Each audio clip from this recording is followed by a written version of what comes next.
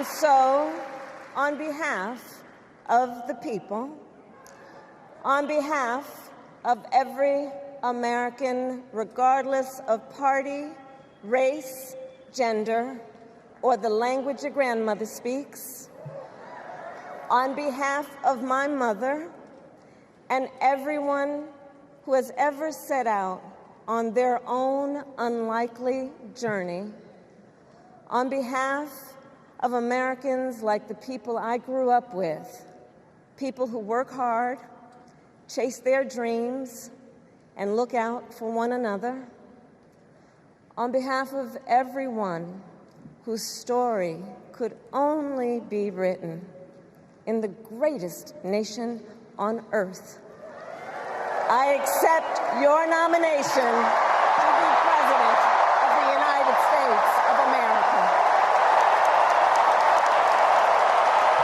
Our nation, with this election, has a precious, fleeting opportunity to move past the bitterness, cynicism, and divisive battles of the past, a chance to chart a new way forward. In many ways, Donald Trump is an unserious man. But the consequences of putting Donald Trump back in the White House are extremely serious. And we know what a second Trump term would look like. It's all laid out in Project 2025, written by his closest advisors, and its sum total is to pull our country back to the past. But America, we are not going back. We are not going back. We are not going back. And we are charting a new way forward. Forward to a future with a strong and growing middle class, because we know a strong middle class has always been critical to America's success. And building that middle class will be a defining goal of my presidency. And as president, I will bring together labor and workers and small business owners and entrepreneurs and American companies to create jobs, to grow our economy, and to lower the cost of everyday needs like health care and housing and groceries. We will provide access to capital for small business owners and entrepreneurs and founders. And we will end America's housing shortage and protect Social Security and Medicare. And when Congress passes a bill to restore reproductive freedom, as President of the United States, I will proudly sign it into law.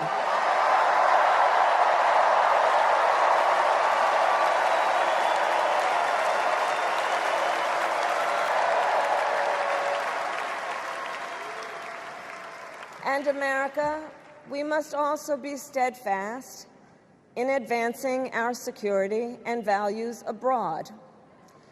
As Vice President, I have confronted threats to our security, negotiated with foreign leaders, strengthened our alliances, and engaged with our brave troops overseas.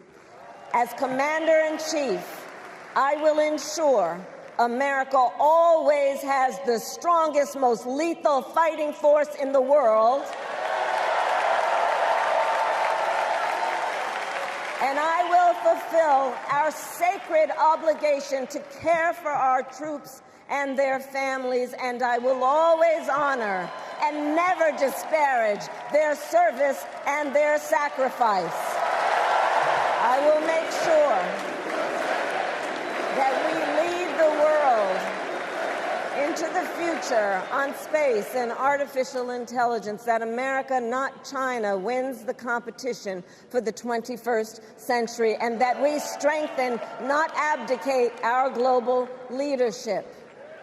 5 days before Russia attacked Ukraine, I met with President Zelensky to warn him about Russia's plan to invade. I helped mobilize a global response, over 50 countries, to defend against Putin's aggression. And as president, I will stand strong with Ukraine and our NATO allies. With respect to the war in Gaza, President Biden and I are working around the clock, because now is the time to get a hostage deal and a ceasefire deal done. And let me be clear, I will always stand up for Israel's right to defend itself, and I will always ensure Israel has the ability to defend itself, because the people of Israel must never again face the horror that a terrorist organization called Hamas caused on October 7. Including unspeakable sexual violence and the massacre of young people at a music festival. At the same time, what has happened in Gaza over the past 10 months is devastating. So many innocent lives lost. Desperate, hungry people fleeing for safety over and over again. The scale of suffering is heartbreaking. President Biden and I are working to end this war such that Israel is secure, the hostages are released, the suffering in Gaza ends, and the Palestinian people can realize their right to dignity, security, freedom, and self-determination. I will never hesitate to take whatever action is necessary to defend our forces and our interests against Iran and Iran-backed terrorists. I will not cozy up to tyrants and dictators like Kim Jong-un, who are rooting for Trump,